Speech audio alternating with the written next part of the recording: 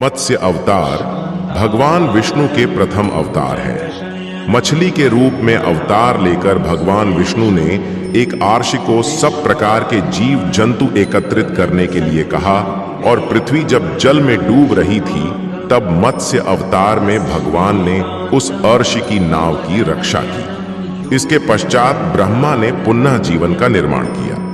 एक दूसरी मान्यता के अनुसार एक राक्षस ने जब वेदों को चुराकर सागर की अथाह गहराई में छुपा दिया तब भगवान विष्णु ने मत्स्य रूप धारण करके वेदों को प्राप्त किया और उन्हें पुनः स्थापित किया। मत्स्य अवतार की कथा। बार ब्रह्मा जी की असावधानी के कारण एक बहुत बड़े दैत्य ने वेदों को चुरा लिया। उस दैत्य का नाम हयग्रीव था। वेदों को चुरा लिए जाने के कारण ध्यान लुप्त हो गया। चारों ओर अज्ञानता का अंधकार फैल गया और पाप तथा अधर्म का बोलबाला हो गया। तब भगवान विष्णु ने धर्म की के लिए मत्स्य रूप धारण करके हयग्रीव का किया और वेदों की रक्षा की। भगवान ने मत्स्य का रूप किस प्रकार धारण किया, इसकी विस्मयकारिणी कथा इस प्रकार है। कल्पांत के पूर्व एक पुण्यात्मा राजा तप कर रहा था। राजा का नाम सत्यव्रत था। सत्यव्रत पुण्यात्मा तो था ही, बड़े उदार हृदय का भी था। का समय था, सूर्योदय हो चुका था। सत्यव्रत कृतमाला नदी में स्नान कर रहा था। उसने स्नान करने के पश्चात जब तर्पण के लिए अंजलि में जल लिया तो अंजलि में जल के साथ एक छोटी सी मछली भी आ गई। सत्यव्रत ने मछली को नदी के जल में छोड़ दिया। मछली बोली, राजन, जल के बड़े बड़े जीव छोटे छोटे जीवों को मारकर खा जाते हैं। अवश्य कोई बड़ा जीव मुझे भी मारकर खा जाएगा।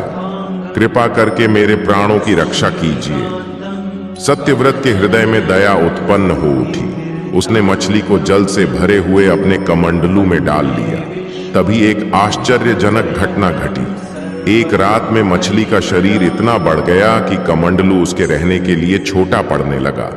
दूसरे दिन मछली सत्यव्रत से बोली, राजन, मेरे रहने के लिए कोई दूसरा स्थान ढूंढिए, क्योंकि मेरा शरीर बढ़ गया है। मुझे घूमने फिरने में बड़ा कष्ट होता है। सत्यव्रत ने मछली को कमंडलू से निकालकर पानी से भरे हुए मटके में रख दिया।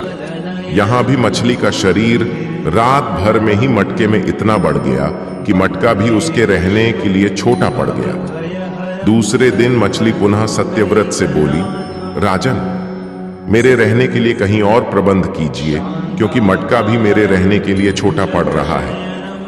तब सत्यव्रत ने मछली को निकालकर एक सरोवर में डाल किया, किंतु सरोवर भी मछली के लिए छोटा पड़ गया। इसके बाद सत्यव्रत ने मछली को नदी में और फिर उसके बाद समुद्र में डाल दिया। आश्चर्य, समुद्र में भी मछली का शरीर इतना अधिक बढ़ गया कि मछली के रहने के लिए वह छोटा पड़ गया। अतः मछली पुनः सत्यव्रत से, राजन, यह समुद्र भी मेरे रहने के लिए उपयुक्त नहीं है। मेरे रहने की व्यवस्था कहीं और कीजिए।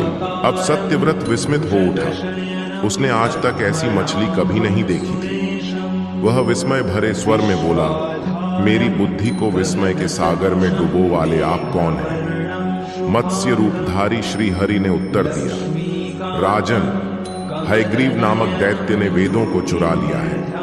मैं चारों ओर अज्ञान और अधर्म का अंधकार फैला हुआ है।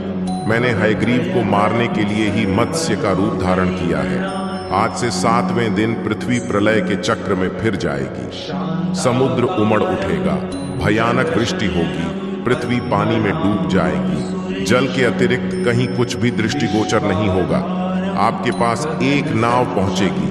आप सभी अनाजों और औषधियों के बीजों को लेकर सप्तराशियों के साथ नाव पर बैठ जाइएगा। मैं उसी समय आपको पुनः दिखाई पड़ूंगा और आपको आत्म तत्व का ज्ञान प्रदान करूंगा। सत्यव्रत उसी दिन से हरि का स्मरण करते हुए प्रलय की प्रतीक्षा करने लगे। 7वें दिन प्रलय का दृश्य उपस्थित हो उठा। समुद्र भी उमड़कर अपनी सीमाओं से बाहर बहने लगा। भयानक वृष्टि होने लगी। थोड़ी ही देर में सारी पृथ्वी पर जल ही जल हो गया। संपूर्ण पृथ्वी